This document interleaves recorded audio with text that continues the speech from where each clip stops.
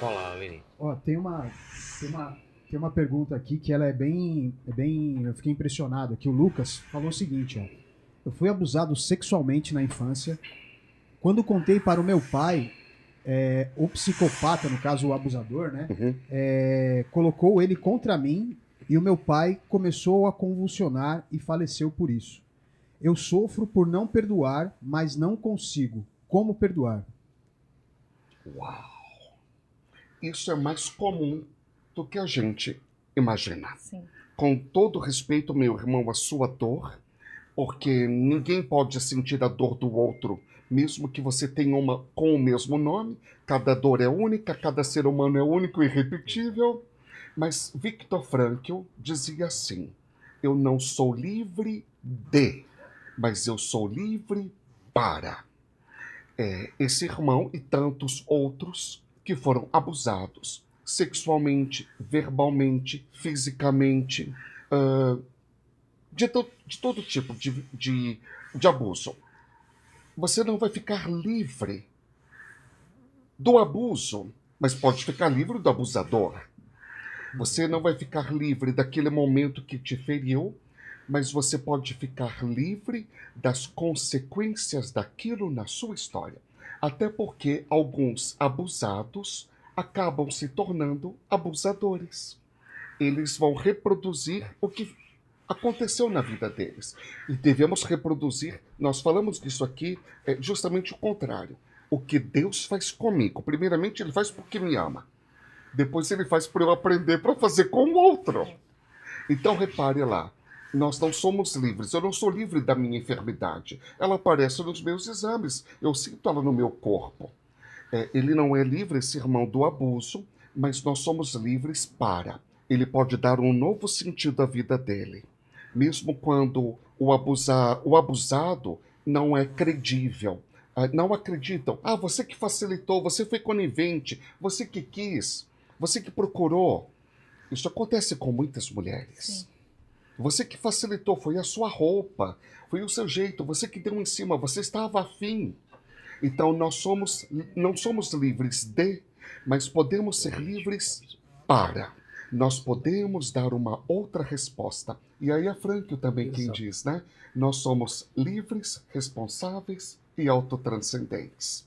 Nós podemos dar, falamos várias vezes aqui, um novo significado, a ressignificação dos fatos. E olha que interessante, pegando uma vez mais o gancho aí em Frankl, né? Frankl, ele ficou durante 3 anos em 4 campos de concentração. Ele sai como um homem livre e faz de fato a experiência de liberdade, mas tantos outros não. Vamos pegar 2 obras aqui, que são dois clássicos, que é o livro Em Busca de Sentido, de autoria do Viktor Frankl, no qual ele relata a sua experiência nos campos de concentração, e o livro do Primo Levi, É Isto um Homem. Tem várias traduções, mas no Brasil essa é uma delas. Né? Primo Levi é um italiano, também judeu, que ficou nos campos de concentração. Quando a gente pega, por exemplo, a obra de Primo Levi, nós vemos que aquele homem passou pelo campo de concentração, relata toda a barbaridade, toda a bestialidade dos campos de concentração. Ele sai dos campos de concentração, mas os campos de concentração não saem de Primo Levi. Ele vive sob tortura. Ele desenvolve diversas doenças. O escrito dele é um escrito carregado. Você termina de ler o livro dele e você, assim, tem vontade de pôr fim em tudo. De repente, passar algumas pessoas aí ao fio da espada. Você termina aquele livro faz nascer no teu coração um ódio, uma raiva, um desespero. A humanidade está perdida. Olha o que nós somos capazes de criar. Nós criamos campos de concentração, cara.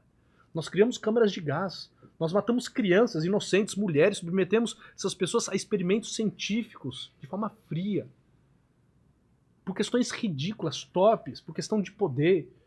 Você termina o livro do Primo Levi e você fica com essa indignação. E você percebe na vida do Primo Levi que ele nunca saiu do campo de concentração. Tanto é que ao final da vida, já era de se esperar, ele tira a sua própria vida, ele se suicida. Tá. Você termina de ler o livro de Viktor Frankl, que também é terrível, né? Causa calafrio, você fica indignado com muitas coisas que lá são postas, mas você termina e você percebe que em algum lugar dentro de você nasce uma esperança. Tanto que Viktor Frankl termina o livro dele dizendo, né? Nós somos a geração mais privilegiada. Porque nós chegamos a conhecer o que é o homem como nenhuma outra geração jamais chegou a conhecer. E o que é o homem? O homem é aquele que constrói câmeras de gás. Vírgula. Mas é aquele que também entra na câmara de gás com uma prece nos lábios e com os olhos para o alto. Ou seja, ele te dá a justa medida do que é a pessoa humana. E Viktor Frankl, quando sai do campo de concentração, é claro que ele sai carregando um luto. O pai, ele presenciou a morte nos campos de concentração, então já sabia da morte do pai, a quem ele muito amava. A mãe e a esposa, ele ainda não sabia que haviam morrido. Ele vai ter notícia, nas semanas seguintes da libertação, da morte de sua esposa, a Tilly, de sua mãe, Elsa, de tantos e tantos colegas, conhecidos, parentes, primos. É claro que ele está um homem marcado pelo campo de concentração, ele sai pesando 35 quilos, imagina um homem pesando 35 quilos, havia perdido tudo, trabalho, os familiares, mas ele consegue construir a vida dele para além dos campos de concentração. Ele consegue construir uma vida não fazendo do campo de concentração esse eixo do discurso narrativo dele.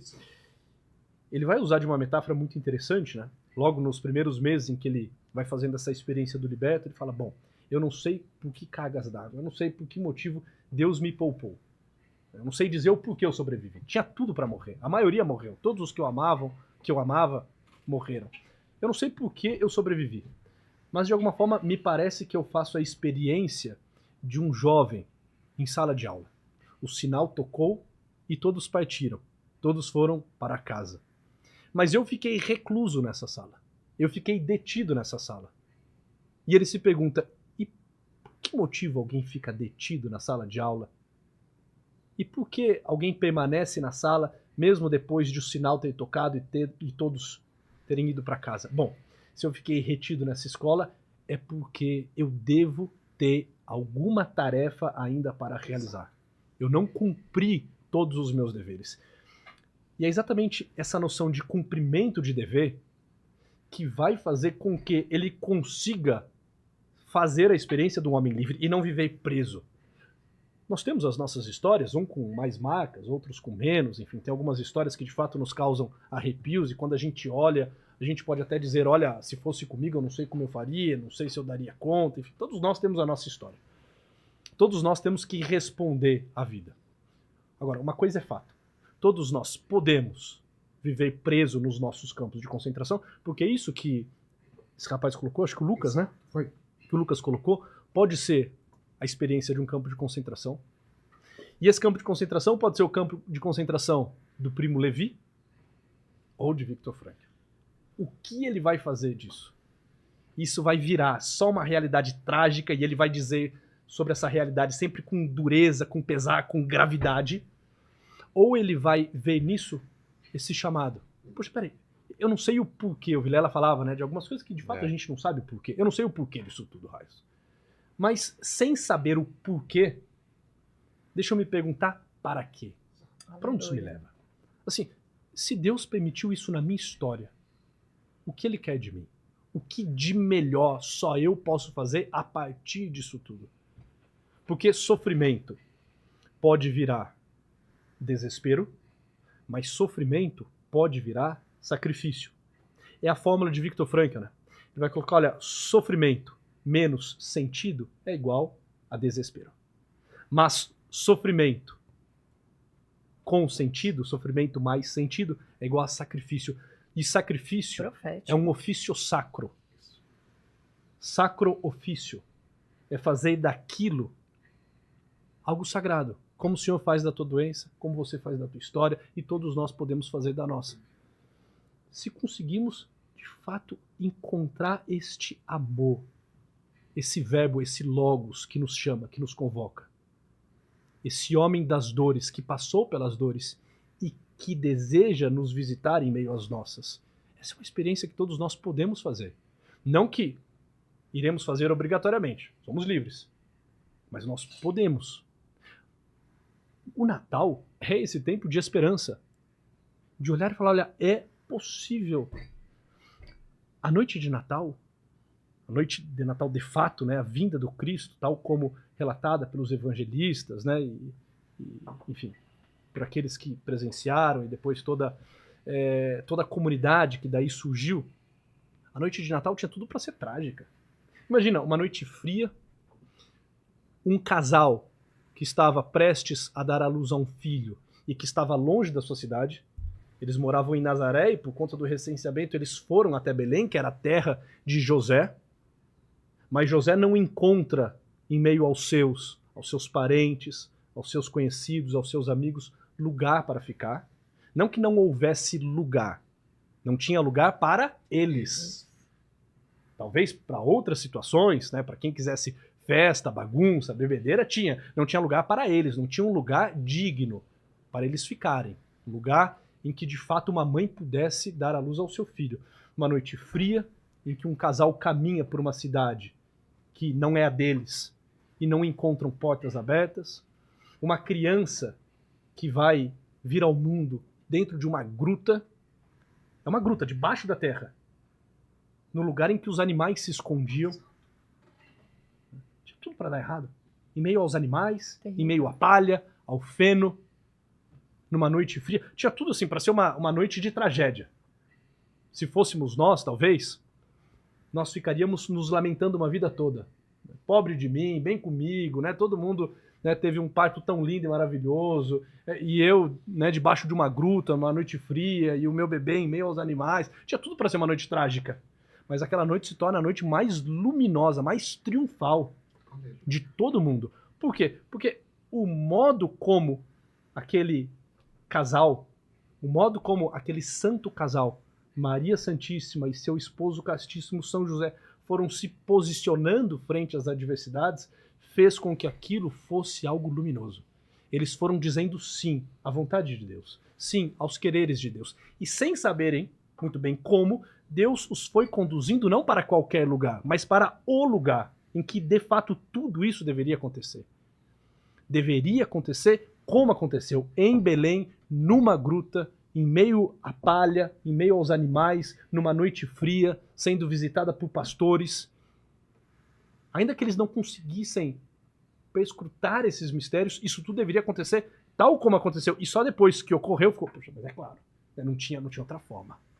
Não tinha como colocar um símbolo maior, uma clave mais clara do que é o mistério de Cristo, que não a história deste modo.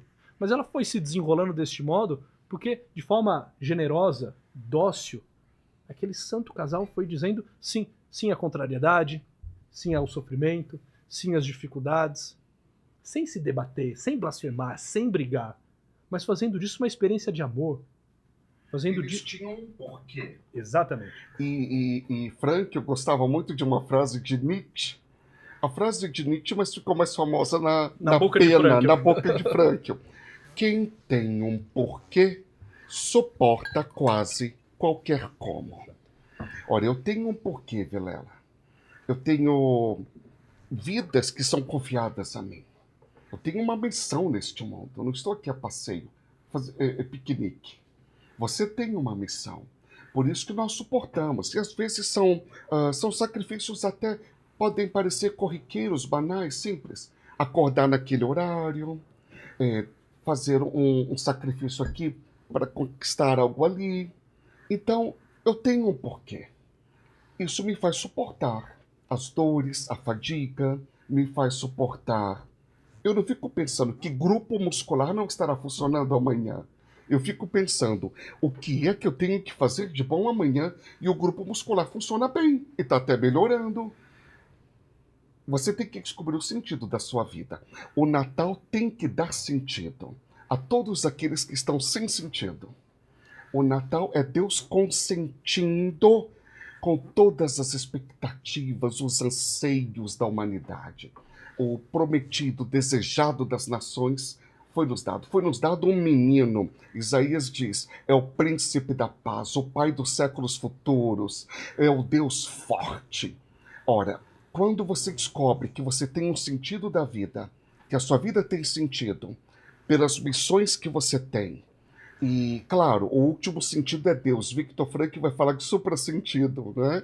Então, quando você descobre que tem sentido tudo e que nada acontece fora da permissão divina e que Romanos 8:28 está de pé, Romanos 8:28 está de pé.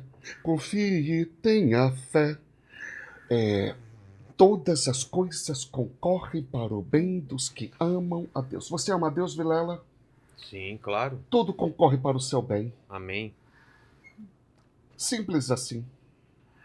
Deus não vai te desapontar. Nunca. Ele sabe que você tem um coração para Ele. Que o seu coração é indiviso. Que você o ama. Que você procura ser reto, ser bom, fazer o bem. Ora, Deus não se deixa vencer em generosidade. Tudo vai concorrer para o seu bem. Agora sim, você vai pensar que castigo?